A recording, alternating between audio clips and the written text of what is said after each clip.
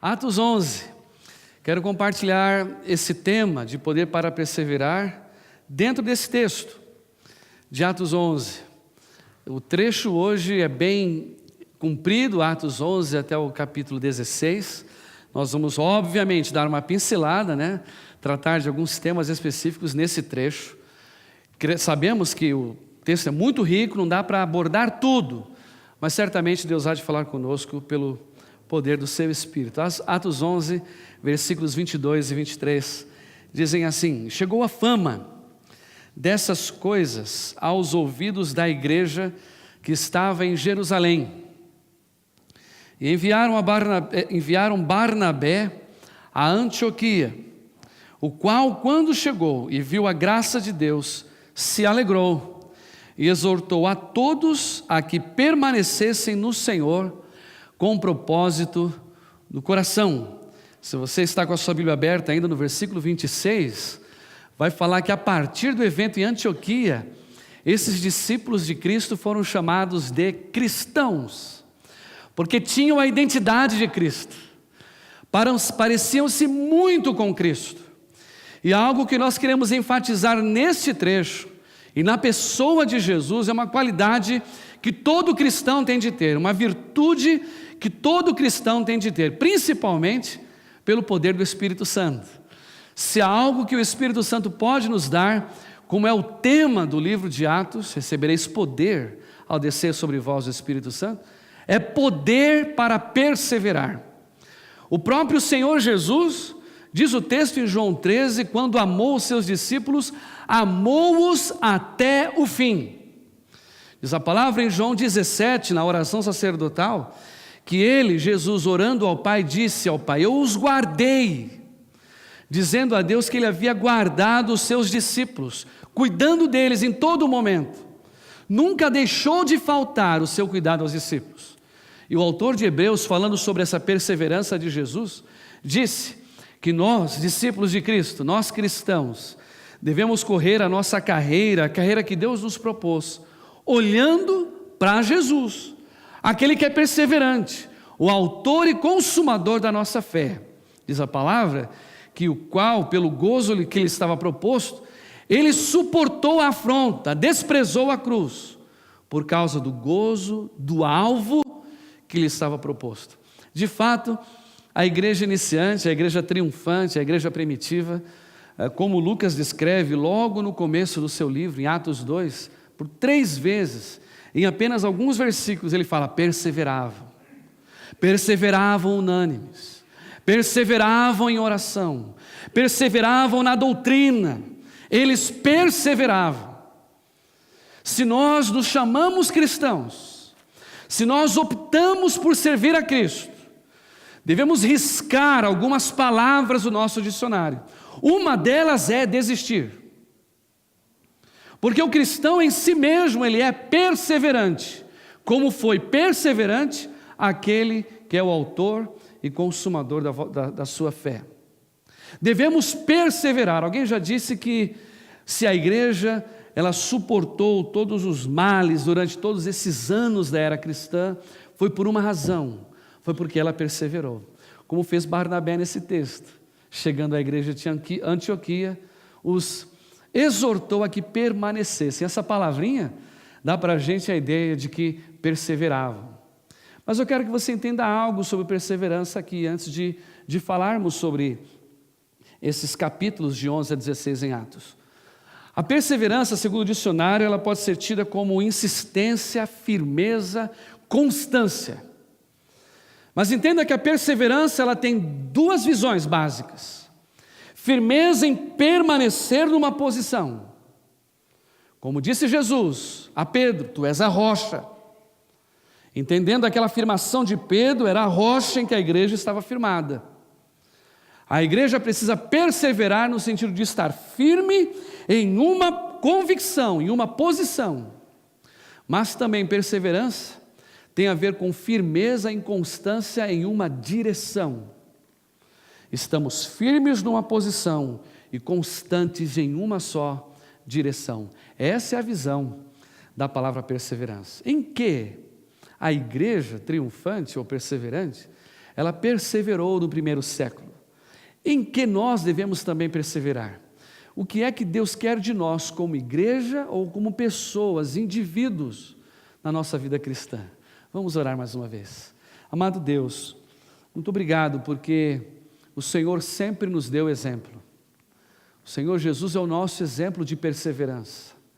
Quanta coisa Ele suportou traição, suportou afronta, suportou o desânimo dos seus amigos, suportou a traição dos seus amigos. Mas Ele permaneceu firme no propósito que o Senhor estabeleceu para a vida dele. E por causa dessa perseverança, por causa dessa firmeza de Cristo, nós estamos aqui. Nos amou e nos amou até o fim. Pai, coloque este amor que estava em Cristo em nós, para que amemos o nosso cônjuge, o nosso marido e esposa até o fim.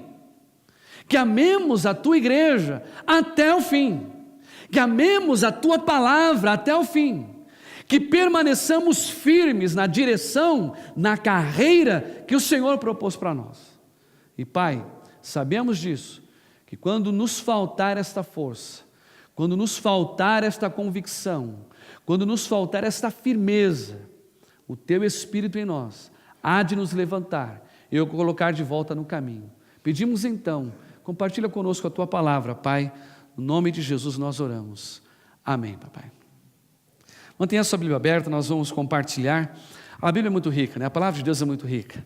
O pastor Jaime hoje, pela manhã, falou sobre perseverança em face a alguns problemas, em algumas lutas que passamos. Hoje também, no mesmo trecho, eu quero falar sobre em que a igreja perseverou e em que eu e você precisamos perseverar. Primeiro item, dá para a gente um clique aí, Tiago.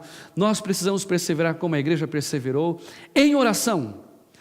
O texto de Atos 12, por favor, se você puder folhear a sua Bíblia lá, Atos 12, versículos 5 a 12, é o evento em que logo após a perseguição que foi causada à igreja, por causa da morte de Estevão, logo após essa perseguição, a igreja continuou perseverando, anunciando o Evangelho.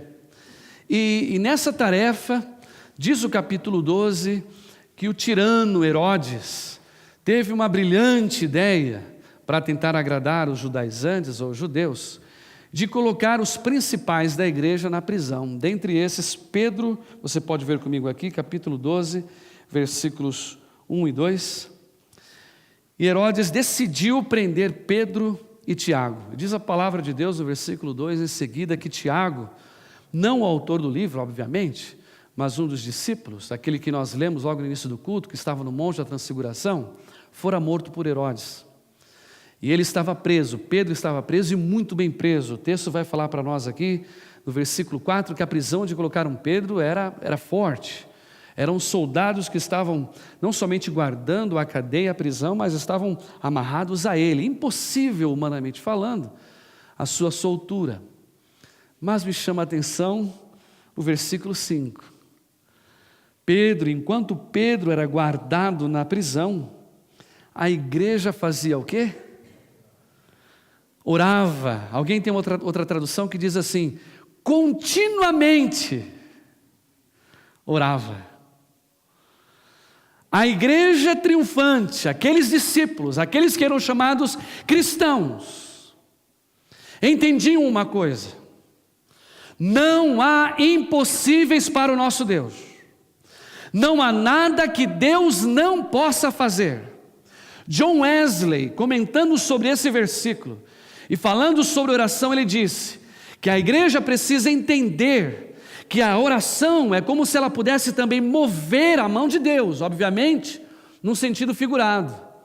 Que Deus, Ele pode fazer tudo só, Ele não precisa do auxílio nosso ou da igreja, mas como agrada ao coração de Deus ver, quando eu e você, em face às impossibilidades, em face àquela situação mais difícil que enfrentamos, oramos. Você vai orar para quê? O médico já disse, é incurável. Você vai orar para quê? Já foi dito que esse casamento acabou. Você vai orar para quê? O governo já estabeleceu que a sua papelada não tem jeito. Mas para a igreja, O jeito que nós encontramos não é o jeito brasileiro, ou o jeitinho brasileiro. O jeito que Deus estabeleceu é através da oração. A igreja de hoje, eu e você, precisamos perseverar em oração. O pastor Jaime aqui já iniciou o trabalho de terças-feiras, as terças-feiras todas elas. Estamos em oração a partir das 6 da tarde. Orando pela cidade, orando por você, orando por aqueles que a gente não conhece, orando pelos países, orando. Porque a igreja, segundo Jesus, ela é chamada casa de oração. E porque a igreja orou, olha o versículo 12 desse mesmo capítulo. A palavra de Deus diz que Pedro milagrosamente fora solto, e depois que fora solto, diz o versículo 12, que ele foi aonde o povo estava reunido, na casa de João Marcos, e eles estavam fazendo o quê? A parte final do versículo, eles estavam juntos e oravam. E aí então, o milagre aconteceu na prisão, Pedro fora solto, Pedro foi até a igreja, e a igreja estava lá permanecente em oração. Atos 16, que está aqui à frente, esse versículo 25, uma das viagens missionárias de Paulo, Atos 16, aliás, antes de Atos 16, 25, versículos 13 a 16, de Atos 16, nos mostra quando Paulo foi para Filipos, na sua viagem missionária, e diz o versículo 13, não é? Que assim que ele chegou na cidade, a necessidade que Paulo tinha, diz o versículo 13, era buscar um lugar para a oração. Atos 16, 13. Entrando na cidade, a primeira coisa que ele foi procurar, eu preciso ter um tempo com Deus. Eu preciso achar algum lugar para eu orar. E por causa disso, você conhece o trecho diz que nasceu uma igreja, a igreja de Filipos, nasceu por causa da insistente oração de Paulo. Diz o trecho que depois de um evento que Paulo passou aqui, Paulo e Silas, nesse capítulo 16, os mesmos também foram presos. Paulo e Silas, antes de serem presos, apanharam. Eles estavam cheios de sangue, cheios de marcas no seu corpo, e diz o versículo 25, que eles não se juntaram, os dois, Paulo e Silas, para murmurar. Que dificuldade é essa de ser cristão? A gente está fazendo a vontade de Deus, estamos falando das boas novas, e olha a gente aqui preso, olha a gente aqui sofrendo, olha quanto problema a gente está passando na nossa vida, estamos aqui escorrendo sangue, com dor no corpo, por causa do Evangelho. Não, eles não reclamaram. Eu vou precisar mudar talvez o microfone aqui, ok? Eles não reclamaram, não murmuraram. Diz o texto que ao invés disso, versículo 23 diz, 25, eles oravam e cantavam hinos a Deus. Quanto tempo a gente passa gastando em murmuração, não é? Quanto tempo a gente reclama da vida? Quanto tempo a gente para falar das adversidades que enfrentamos? Quanto tempo a gente para na frente da TV? Quanto tempo a gente gasta no jogo? Quanto tempo a gente gasta no lazer?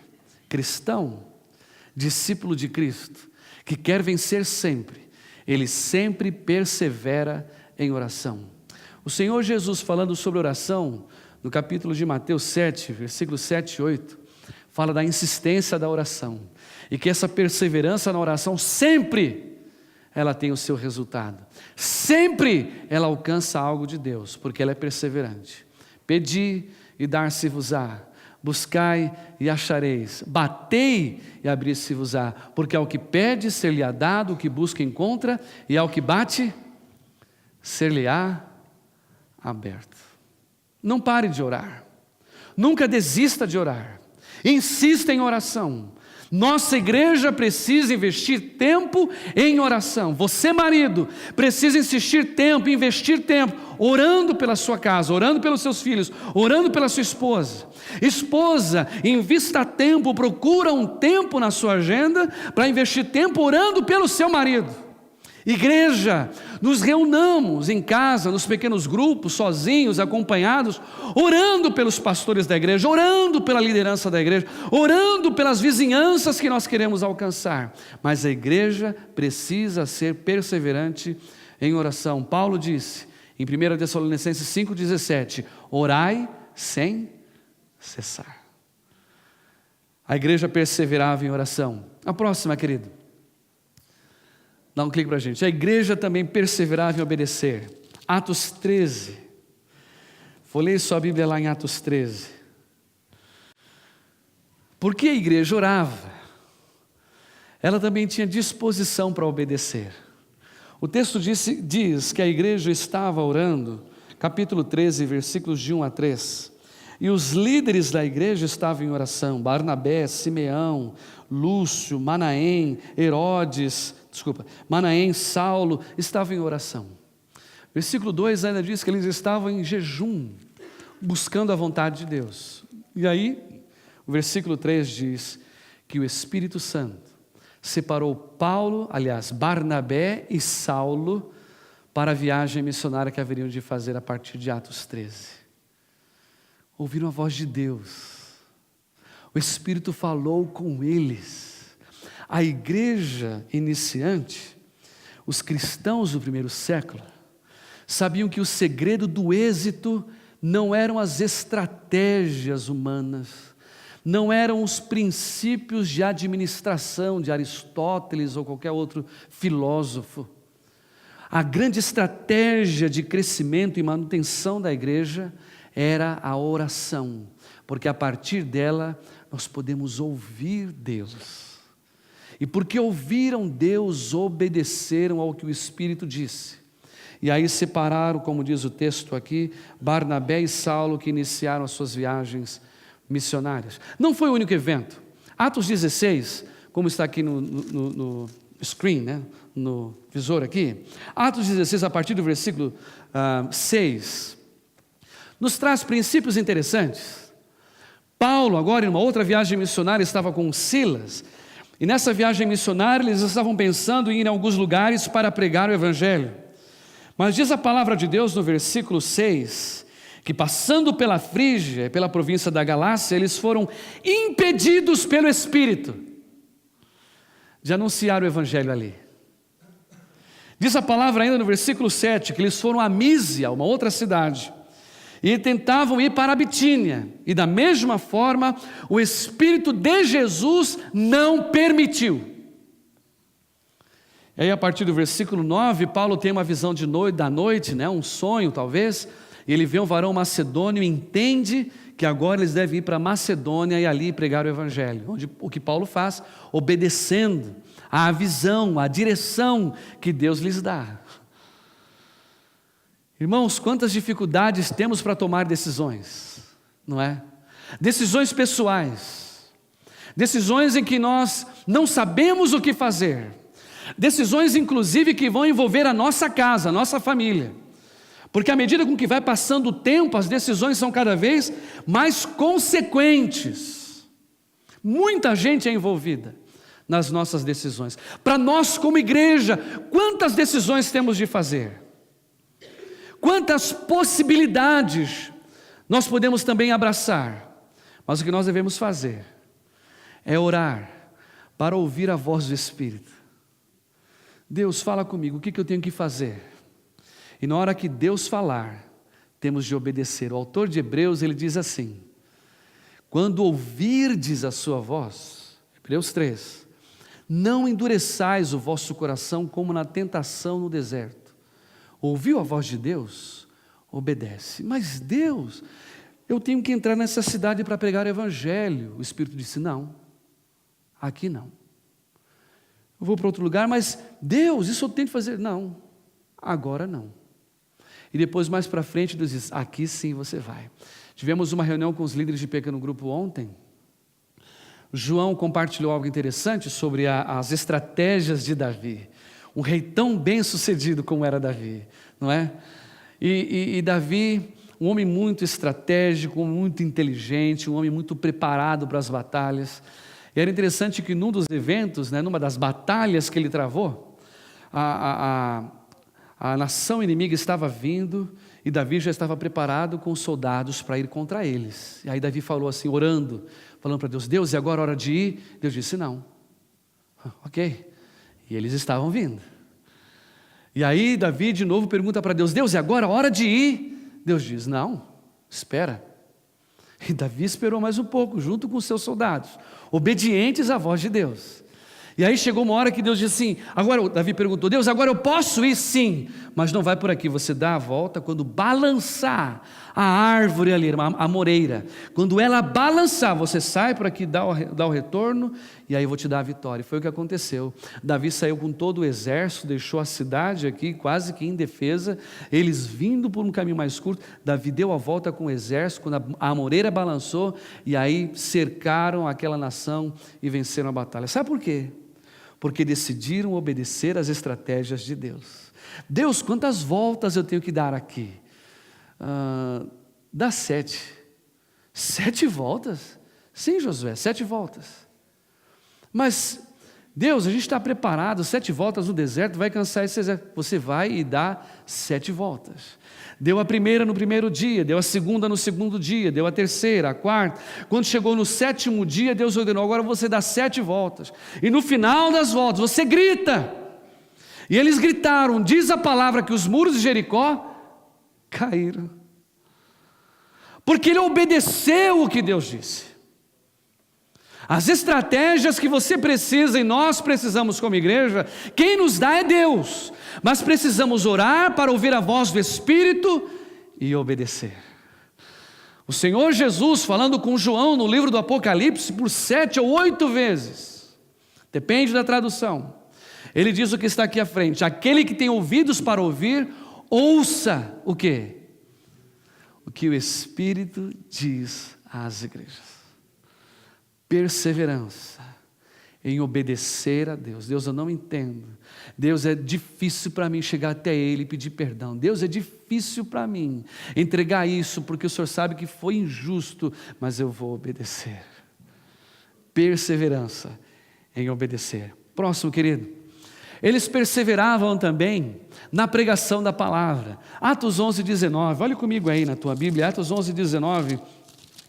Diz a palavra de Deus nesse versículo 19, que logo após a perseguição de Estevão, eles caminharam até a Fenícia, perseguição à igreja por causa de Estevão, caminharam até a Fenícia, Chipre e Antioquia, não anunciando ninguém a palavra, senão somente aos judeus. Logo após a perseguição, foram anunciar o evangelho aos judeus. Atos 12:24. E a palavra de Deus crescia e se multiplicava. Atos 13:5. Folheie comigo aí a tua Bíblia, querido. Atos 13:5. E chegados a Salamina, anunciavam a palavra de Deus. Atos 14, versículo 7. Atos 14:7. E ali pregavam o evangelho.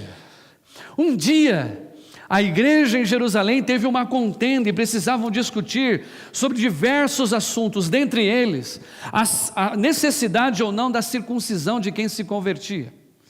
E então eles começaram a discussão entre os líderes da igreja, e diz o capítulo 15, Atos 15, se você puder olhar comigo aqui, Atos 15, a palavra de Deus que eles diz que eles começaram a falar, e quando falavam para tentar resolver a contenda, eles usaram a palavra.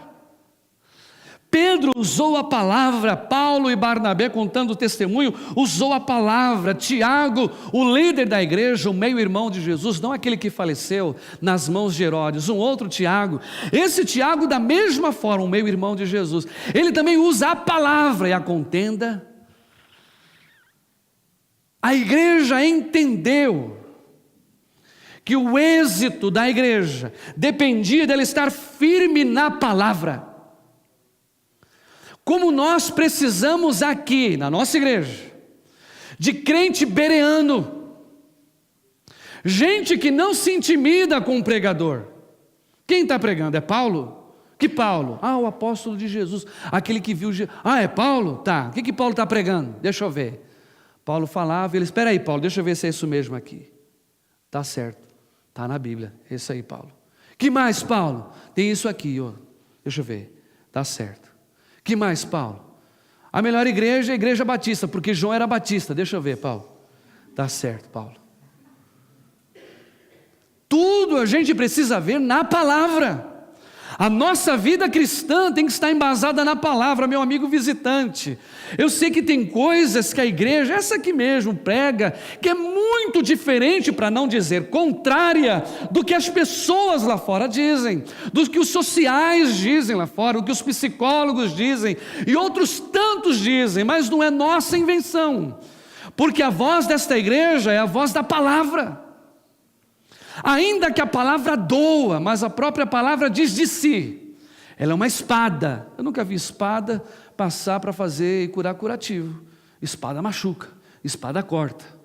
Por isso que a gente prega a palavra. Dói ouvir isso. Hoje de manhã tivemos um evento assim, não foi, pastor, entre as crianças?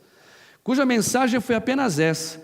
No ensino das crianças, o salário do pecado é O ensino era esse. Mas tínhamos um casal, uma pessoa visitante, que essa palavra aí chocou para ela, e ela nunca tinha visto isso. E você, como é que ensina isso para os meus filhos? Que o salário do pecado é a morte. Mas com muito jeito, a professora, depois o pastor Jaime, conversaram com ela, agora faz sentido. A Bíblia não chama somente de erro que a gente faz errado, ela chama de pecado. E pecado te afasta de Deus, e pecado prejudica a tua comunhão entre você, marido e mulher. Pecado prejudica a nossa comunicação com o Pai. E estamos aqui pregando o que a palavra de Deus diz: o pecado, o salário dele é a morte, mas o dom gratuito de Deus é a vida eterna em Cristo Jesus. A igreja tem de viver pregando a palavra. Outra coisa a gente rejeita. Pode ser bonitinho, igual o pastor Alexandre, não interessa, quero ficar com a palavra. Doesn't matter for me. Perseveravam na palavra. O Senhor Jesus disse em Marcos 16:15: ide por todo o mundo e pregai o evangelho, a palavra. Não pregue as suas convicções doutrinárias, não pregue a sua tendência escatológica, não pregue aquilo que você acha que é, pregue a palavra como ela é. A toda a criatura. Marcos 16:15. Eles perseveravam em pregar a palavra. Tiago, próximo. Eles também perseveravam no cuidado e na comunhão. Atos 11, interessante esse versículos 28 a 30. Por favor, coloque sua Bíblia lá em Atos 11, 28. Diz a palavra que um profeta chamado Ágabo, ele se levantou dentre a igreja e ele recebeu uma direção de Deus dizendo que uma grande fome viria por toda a terra, não é? Eles ouviram a palavra desse profeta chamado Ágabo, e diz a palavra de Deus, os versículos 29 e 30, que eles determinaram pelas mãos de Barnabé e Saulo mandar socorro aos irmãos que estavam na Judéia, porque até então não sabiam de outros lugares, mas sabiam que tinham na Judéia, e precisavam cuidar deles. Desde Atos 2, a igreja entendeu que aquilo que não é meu é só meu, aquilo que é meu é seu, aquilo que é meu é nosso. O Senhor Jesus, quando fala do Pai, Ele não fala do meu Pai apenas, mas na oração do Pai, Ele chama a oração do Pai nosso. Somos uma família. Eu sei que você está aqui no Canadá, tem família no Brasil, e olha, quando eu ouço recado, alguma situação da minha família do Brasil, que eles estão com alguma dificuldade, se é dificuldade financeira, na hora, eu ligo para o pastor Jaime que ele dá dinheiro para o povo lá, na hora. A gente tem que fazer o que tem de ser feito, para socorrer a nossa família. A igreja entendeu que o êxito estava em cuidar uns dos outros. Olha que bênção que é você fazer parte de um grupo pequeno. É mais fácil a gente se identificar com a tua luta, com a tua necessidade. A gente socorre um ao outro. Um dos pequenos grupos aqui já está em conversa com o pastor Jaime, com o interesse que tem de cuidar também não só dos da casa, dos da família, da fé, mas também daqueles que estão famintos lá fora. Estão estudando projetos para esta igreja, de também ajudar aqueles que lá fora estão com fome, estão com necessidade, porque esta é a marca dos cristãos.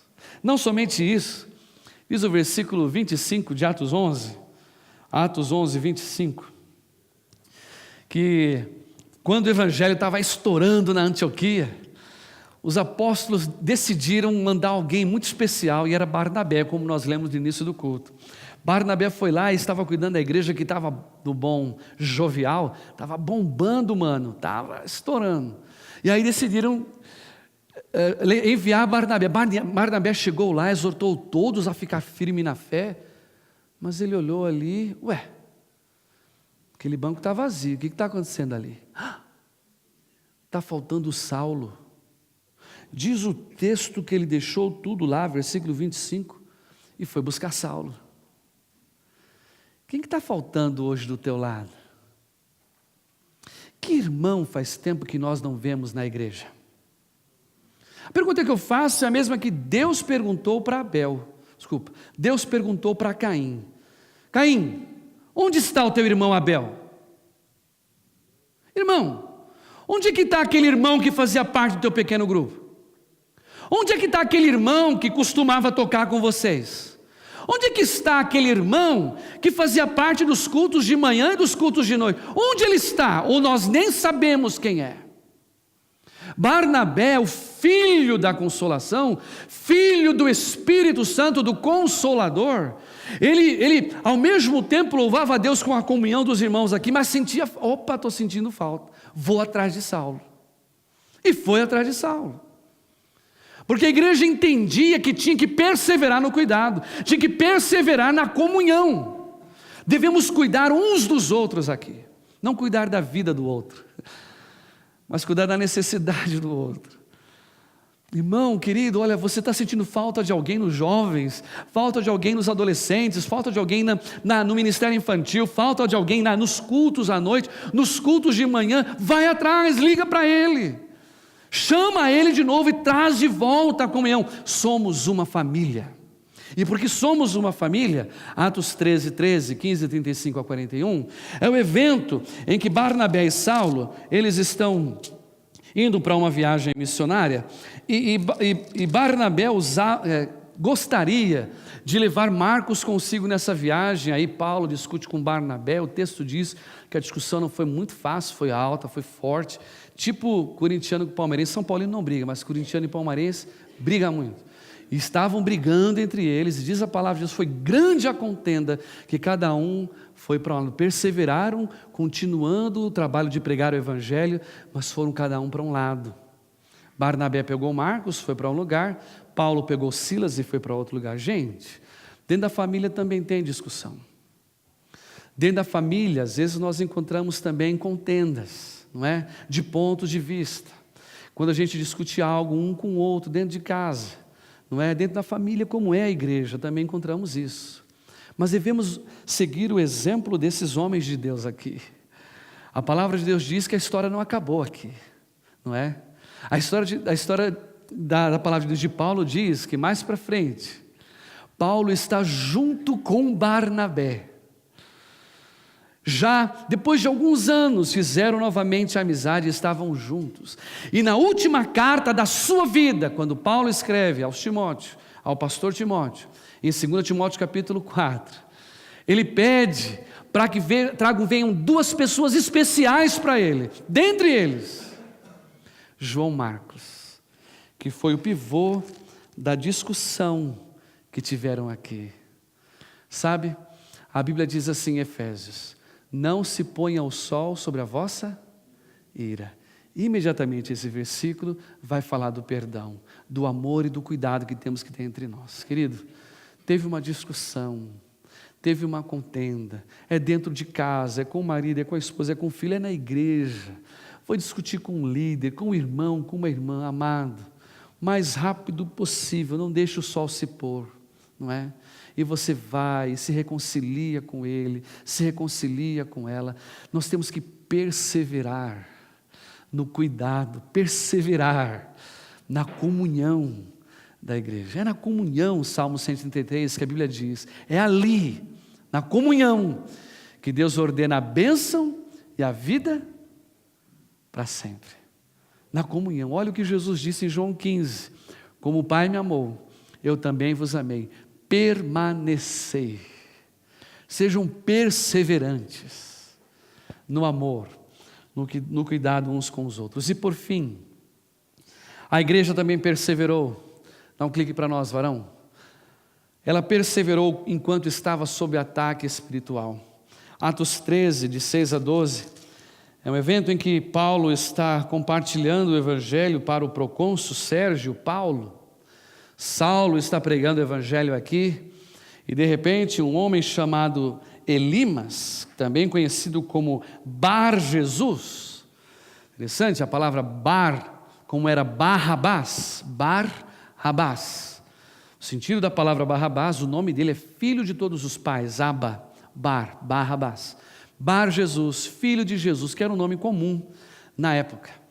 Esse Elimas, ou Bar Jesus, ele estava interferindo no processo, era um ataque espiritual direto à vida de Saulo e Barnabé. Deus diz a palavra aqui que ele estava cheio do Espírito Santo, Paulo, então ele olha para Elimas, olha para Bar Jesus e diz assim: você não é Bar Jesus, você é Bar Diabo, você é filho do diabo. Então ele usa de autoridade e diz a palavra de Deus que ele ficou cego por algum tempo. Atos 16, versículo 11. Desculpa, Atos 13, versículo 11. Porque estava enfrentando o ataque direto do inimigo. Ainda o evento em Atos 16 até 18, Paulo está lá em Filipos, pregando o evangelho. E ali também surge uma menina, uma moça, com espírito de adivinhação, que era usada por pessoas para dar lucro a essas pessoas. Quando Paulo vê isso, Paulo e Silas, eles então oram por essa moça e ela é liberta na hora. E eles sofrem por isso, mas eles estavam ali enfrentando o ataque espiritual. Irmãos, temos de entender que muito do que acontece dentro da tua casa, na contenda entre você e sua esposa, entre você e seus filhos, nas brigas e preferências que nós enfrentamos dentro da igreja, grande parte da causa vem do inferno. Porque a nossa luta não é contra carne e sangue, a nossa luta é contra quem? Principados e potestades do ar, do inferno. A nossa luta é contra ele. Nós não temos que brigar e odiar o pastor, o líder, o irmão, a irmã, o marido, a esposa, porque o nosso inimigo não é ele. Na nossa família não temos inimigo, o inimigo está lá fora. A intenção dele é entrar na igreja e criar contendas entre nós, criar contenda dentro da sua casa. Eu e a Mira já discutimos muito, minha esposa, já discutimos muito. Mas aí nós entendemos, olha, quando isso aconteceu, a gente para, vamos conversar antes, com calma, vamos orar, tudo muda. Grande parte das discussões, elas vêm do inferno. Quando a igreja entender isso, quando eu e você entendermos isso, e perseverarmos, mesmo debaixo de ataque espiritual, nada vai parar o avanço da igreja. Porque Jesus prometeu isso, Mateus 16, edificarei a minha igreja, e as portas do inferno, não. E é tão legal esse versículo que Jesus diz, quando ele edifica a igreja, ele já fala também do inferno. Não tem nada a ver, Jesus tem. Porque a igreja ela também é um órgão espiritual, e ela vai enfrentar uma luta espiritual, e a luta espiritual é contra o inferno. Mas a questão não é que o inferno está querendo entrar na igreja, arrombar a porta da igreja. Não. O texto, da forma em que Jesus diz, mesmo no original, no português, inglês, em qualquer língua, é a igreja que avança e as portas do inferno não aguentam. A gente entra no inferno e arranca vidas de lá, porque maior é aquele que está em nós do que aquele que está no mundo. Sabe? A palavra de Deus diz em 1 João 3, para isto o Filho de Deus se manifestou, 1 João 3,8, para destruir as obras do diabo. 1 João 3,8. Romanos 16, esse mesmo Paulo aqui, que enfrentou essa batalha espiritual, ele disse assim, sejam adultos no bem, mas simples no mal. E em breve, ele diz no versículo 20 de Romanos 16, o Deus de paz esmagará a Satanás debaixo dos vossos pés. Alguém já disse, olhando para esse versículo de Romanos 16, que a única coisa que o inimigo deve saber de mim e de você é o número do meu sapato, com base nesse texto. Porque nós somos mais que vencedores em Cristo Jesus, amém? Meu amado, eu não sei qual é a proposta, qual é o caminho, qual é a carreira que Deus propôs para você. Eu não sei como é que hoje está o teu coração. Como o pastor Jaime ele falou hoje pela manhã, se algo que a gente tem a tendência de viver é a desistência. Quando aparecem gigantes maiores do que nós, aquilo que pensamos, a nossa tendência é entregar. Eu não vou mais continuar, não tem mais jeito, eu já tentei de tudo, não dá mais para mim, eu não consigo. Deus, eu tenho feito tudo direitinho, eu segui orientação, e olha, eu dei entrada nos papéis, mas tudo está dando errado, eu vou desistir, já não é mais para mim essa história de Canadá, já não é mais para mim essa história de imigração. Quanto tempo eu estou desempregado, estou batendo na porta aqui, porta ali, quantas aplicações eu já fiz e nada deu certo, eu vou desistir. Never give up. Nunca desista, insista, porque em Jesus você sempre será vencedor. Creia nisso. Eu quero que você assista comigo esse vídeo. Cristian, se der para apagar a luz lá também, não sei se tu pode ajudar, que fala sobre perseverança. Preste atenção nesse vídeo.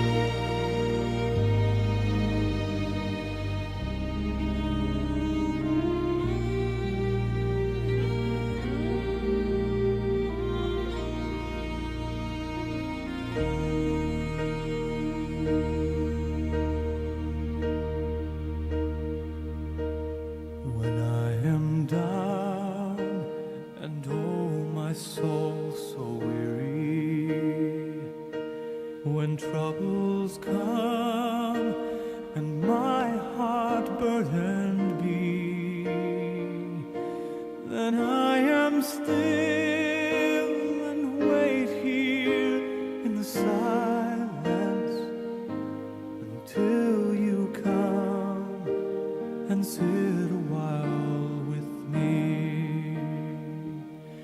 You raise me up so I can stand on mountains. You raise me up to walk on stormy seas. I am strong when I am on your shoulders. You raise me up to more than I can be.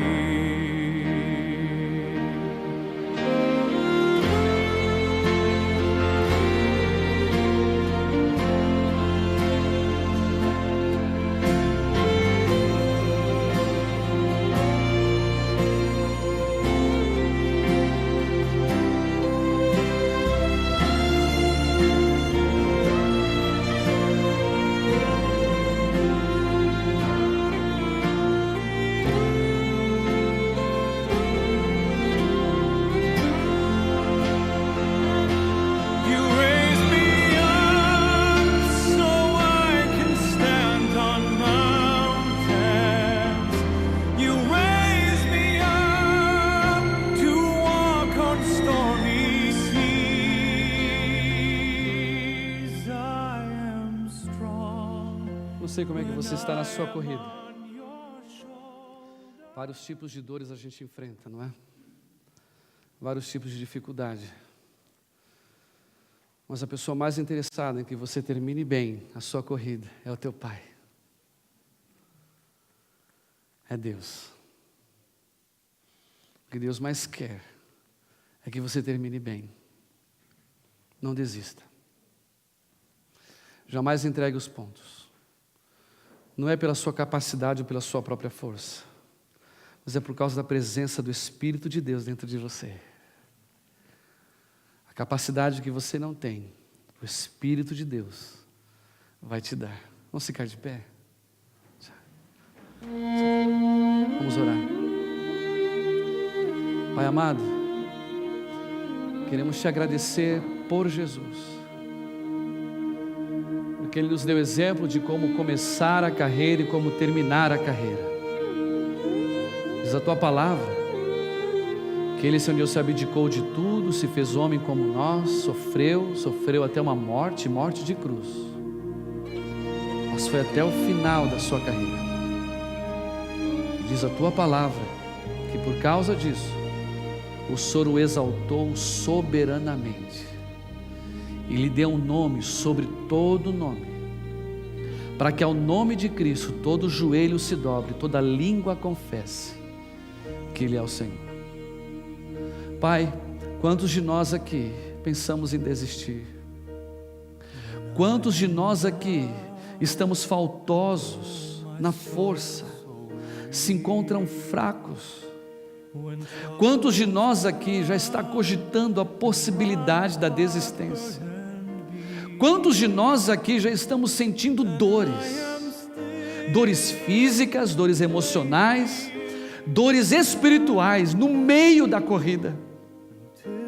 Mas Pai, em nome de Jesus, o Senhor que já ministrou a nós a Tua palavra, que o Senhor, ó Pai, nos levante como o Senhor levantou Ezequiel, que estava no meio, entre os cativos, e o Senhor foi até ele, deu uma visão e ele perseverou, como o Senhor deu a visão a Paulo, que depois de pregar o Evangelho, de não ceder à tentação, ele foi apedrejado até a morte, mas se levantou e continuou a proposta, o caminho, o objetivo que o Senhor lhe colocou. Em nome de Jesus, Pai, este sentimento, essas vozes que pairam sobre os meus irmãos, solicitando-nos a desistência, em nome de Jesus repreendemos. Pai, que o Senhor abra os nossos ouvidos, não para ouvir a voz do inimigo, mas para ouvir a voz do Teu Espírito, como o Senhor mesmo fez, Pai, no livro de Hebreus capítulo 11, aqueles heróis da fé que ouviram a Tua voz e foram até o final da corrida, e diz a Tua palavra que hoje eles são a grande nuvem de testemunhas que estão olhando agora a gente correr a nossa corrida. Pai, em nome de Jesus, ao saírem por essas portas, os Teus filhos saiam daqui com a certeza da vitória em Cristo Jesus. Pai, que o Teu nome seja glorificado em nós, como pessoas, como marido, como esposa, como filhos, como igreja. Deus, te louvamos porque a Tua igreja foi edificada sob uma promessa, que ela sempre avança e as portas do inferno não prevalecem. Obrigado, Pai, porque o inimigo não pode parar o avanço e o crescimento da igreja do Senhor Jesus. Não a nossa, é a Tua igreja. E Pai, que a graça e as misericórdias do Senhor, a comunhão e a consolação do Teu doce Espírito esteja sobre nós aqui neste lugar, sobre esses vencedores que estão aqui, e sobre também os vencedores cristãos, filhos de Deus ao redor do mundo, hoje e para sempre. Amém, Jesus.